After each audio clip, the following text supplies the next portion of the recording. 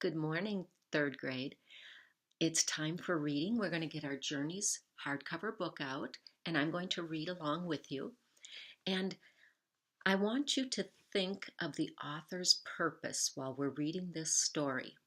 This author has a reason for why he's writing, and so he writes with very vivid detail so that you can really imagine what it is that we are hearing about. You can see it, you can smell it, you can hear. He uses very vivid imagery so that he can get his ideas across to us and really help us to understand what his purpose is for writing this. So pay attention to the beautiful words that he uses, the beautiful imagery, and keep in mind, why did the author write this? I want to read to you a little bit about the author, and you can find it on page 312. The author's name is James Rumford. A longtime resident of Hawaii, James Rumford hopes his readers will learn aloha ena, or to cherish these islands, as much as he does. Scattered throughout the pages of Dog of the Sea Waves are drawings of plants and animals that are found in Hawaii. Many of them are at risk of dying out. Rumford included these to show that Hawaii's natural beauty needs our protection. I think we've already figured out what his purpose is. And this is kind of tied into what we talked about in science when we talked about conserving nature, conservation. Let's go ahead and go to page 313, where the essential question is, what changes do volcanoes cause? You might have wondered yesterday, why did we read that about volcanoes? Well, the Hawaiian Islands are made from volcanic mountains under the ocean. So let's go ahead and turn to page 314. And this just kind of introduces the story. 5 brothers explore the Hawaiian Islands. Manu, the youngest brother, saves the life of an injured seal, and the two become friends. When it's time for the brothers to go home, Manu is unsure if he'll ever see his friend again. Beginning the story on page 315, take a look at the beautiful illustrations as we go through. You see the volcano erupting in the background. You see the flow of lava, red hot, coming down the side of the volcanic mountain. And along the way, like they mentioned, you might see some of the kinds of fish that are found in Hawaii. We see an Oahu tree snail. Oh, that's a snail on that page. And the belted wrasse. So we'll pay attention to those things as we go. In the days when the sun, the moon, and the stars guided birds with seeds in their bellies to these islands, when ocean waves brought driftwood teeming with life, when storms brought frightened birds in the clouds and insects on the wind, the Hawaiian Islands grew green and lush. The streams and lagoons rippled with fish, and the forests flashed with the feathers of birds and the rainbow wings of insects. The Hawaiian Islands welcomed all life that made the long, long journey to its shores, and some 2,000 years ago, they embraced the first people to come. In those days of first canoes, first footprints, first campfires, there were 5 brothers who came from their home far to the south to explore these islands. They were Hoku, who loved the stars, Neal, who loved the sea, Opua, who loved clouds, Makani, who loved the wind, and Manu, who loved birds. There we see the Kamehameha butterfly. One night, soon after their arrival, Hoku said, "See, my brothers, that new star I've discovered? It always points north." Everyone except Manu looked up at the sparkling North Star. Everyone except Manu began talking excitedly about all the other new things they had discovered. "New things!" Manu exclaimed. "I miss the old things. Where are the coconuts, the bananas, the sweet potatoes, and how about the pigs, the chickens, the dogs?" "We'll go home and bring these things back here with us," said Hoku. "We're coming back?" Manu cried. "I don't want to come back. I just want to go home." But home was a long ocean voyage away, and there was much to do before they could leave. Food and water to gather, and sails to repair. So no one spoke.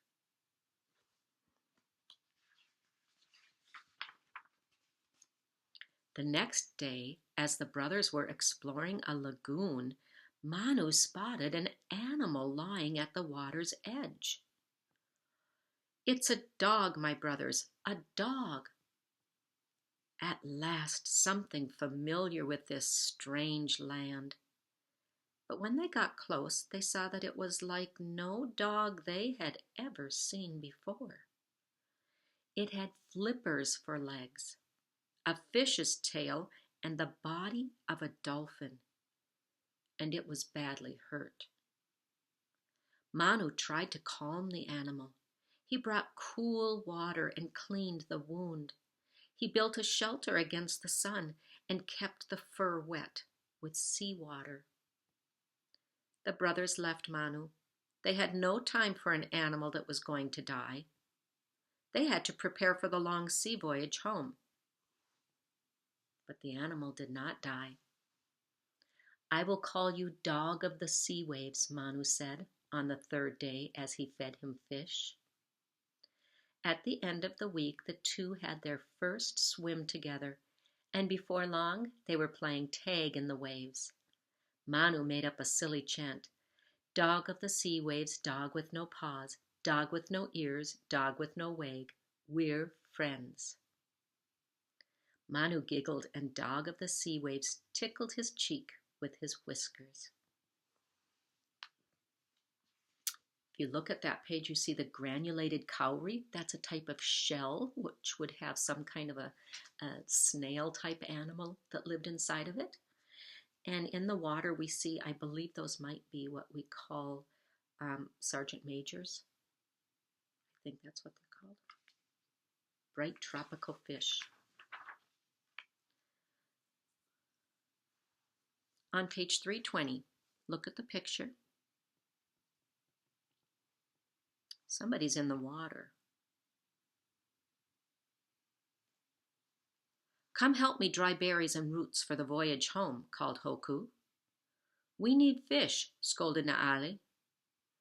"There's water to gather," scowled Apua. "And sails to repair," cried Makani. But Manu pretended not to hear. Instead, he and Dog of the Sea Waves played together and got into all kinds of trouble. They terrorized the fish Naal was trying to catch. They made a mess of the beach where Hoku was drying food. They played with Makani's ropes and accidentally pulled Apua's gourds off the boat, tripping Makani, who fell into the water. The gourds, if you look at the picture, you see one tied, and there's some others on the ground. Gourds are a type of vegetable that can be hollowed out, and then the sides harden, and they could use it to carry water or other things that they needed. No one laughed. The two were separated, and Manu was put to work. Manu gathered berries for Hoku. He caught fish for Neal.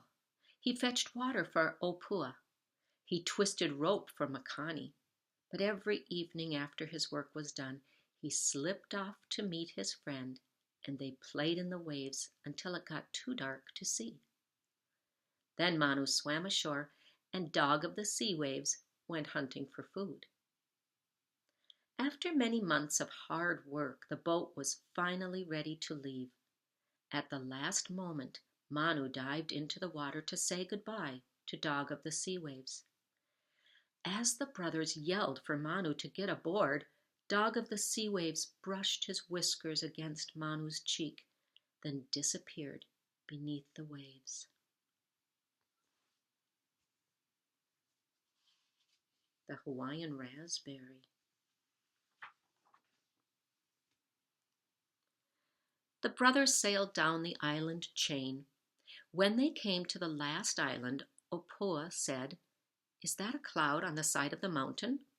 Or smoke? Let's go see." Curious, the brothers anchored their boat in a quiet bay and swam ashore. Halfway up the mountain, Makani felt a warm wind and hesitated. But his brothers told him not to worry.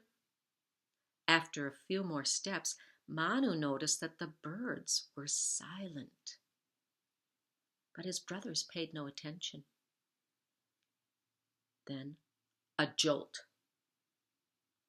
The earth heaved up and slammed the brothers to the ground. Deep cracks appeared, then flames. Hoku grabbed Manu's hand and the brothers fled down the slope. But a river of fire cut them off from the sea and forced them to the cliffs. The earth shuddered, and the 5 brothers jumped into the sea far below. Take a look at the picture. How does the illustration help you feel what is being described in the text? When you look at their faces, do they look like they're afraid? And you can tell they're running really fast because look at how their hair is flying out behind them. And he's got the sea shell hung around his neck, and that's flying through the air also.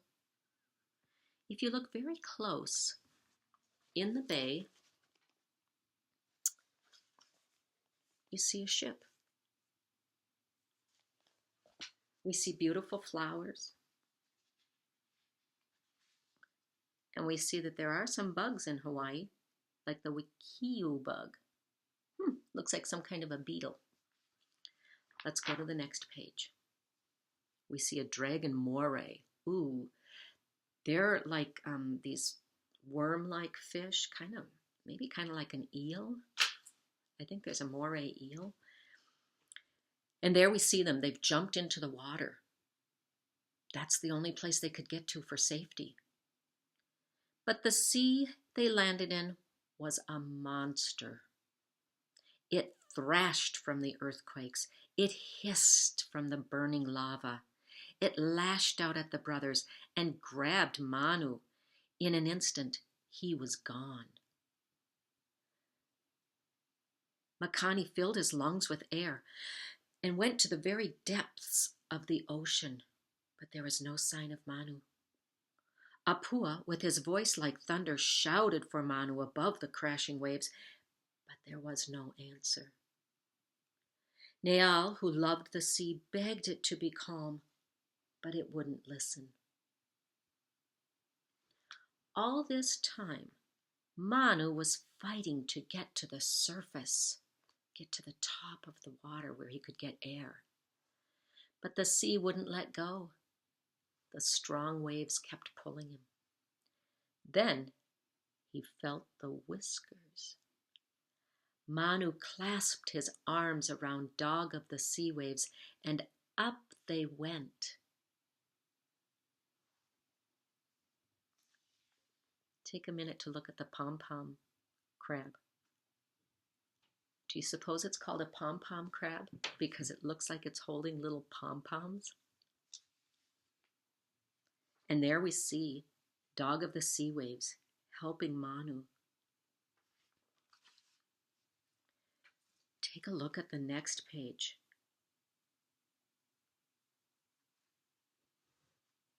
It was Hoku who spotted them.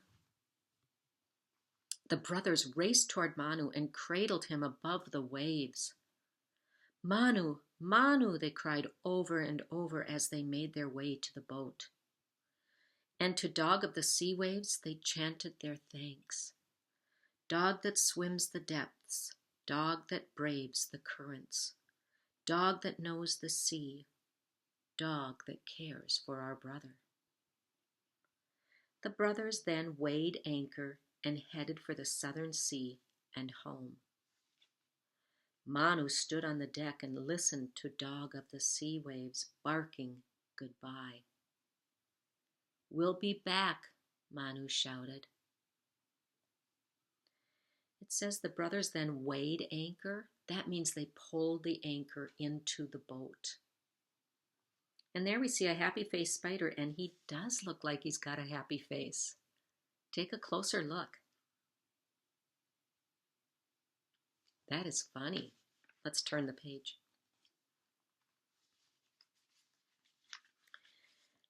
And when they returned, they came with their families. They embraced the land and made it their home. And I suppose they brought some chickens and some pigs and some coconuts to plant and pineapples. Now it says, author's purpose. Tell in your own words what you think the author wants readers to learn from the brothers' story. Did the brothers get along with nature? Did they respect nature? Did they take care of nature? What do you think this man wants us to do? The author.